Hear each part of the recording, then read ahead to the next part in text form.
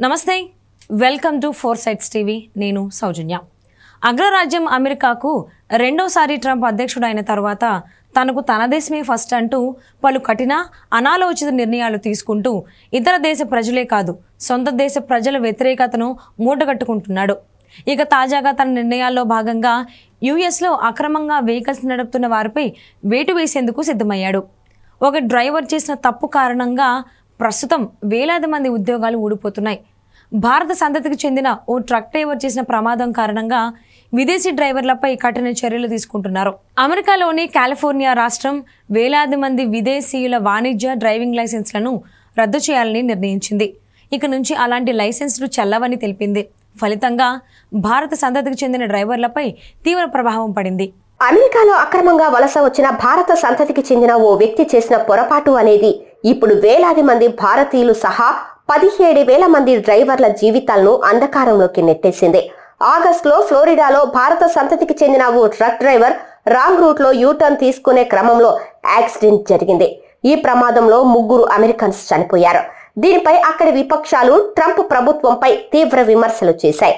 దీంతో వెంటనే దిద్దుబాటు చర్యలు చేపట్టిన ట్రంప్ సర్కార్ కాలిఫోర్నియా రాష్ట్రం విదేశీయులకు జారీ చేసిన వాణిజ్య డ్రైవింగ్ లైసెన్సులను క్యాన్సిల్ చేయాలని నిర్ణయించింది.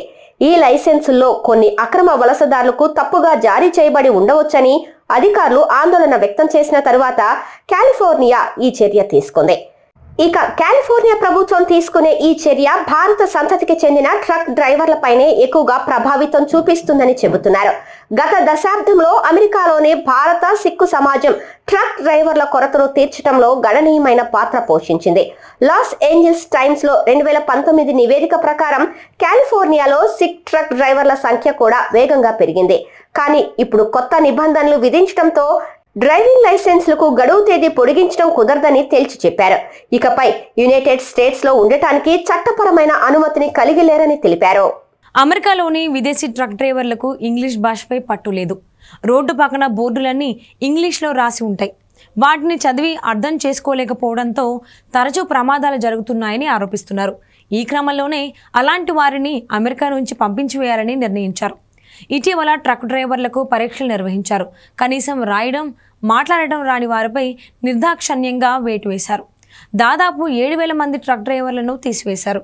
అందులో ఇండో అమెరికన్ సిక్ డ్రైవర్లే ఎక్కువ మంది ఉన్నారు. అమెరికాకు పంజాబ్, హర్యానా నుంచే ఎక్కువ మంది డ్రైవర్లు వెళ్లారు. వారిలో చాలా మందికి ఇంగ్లీష్ ప్రావీణ్యం లేదు. అందుకే రోడ్డు పక్కన బోర్డులను చదవలేకపోతున్నారని, అర్థం చేసుకోలేకపోతున్నారని తెలుస్తోంది. అందుకు కాలిఫోర్నియాలో జరిగిన రోడ్ యాక్సిడెంట్ నిదర్శనంగా నిలిచింది. ఏది ఏమైనా కూడా తెలుసో తెలియకనో ఒక వ్యక్తి చేసిన తప్పిదం అనేది ఇంతమందికి శాపంగా మారింది.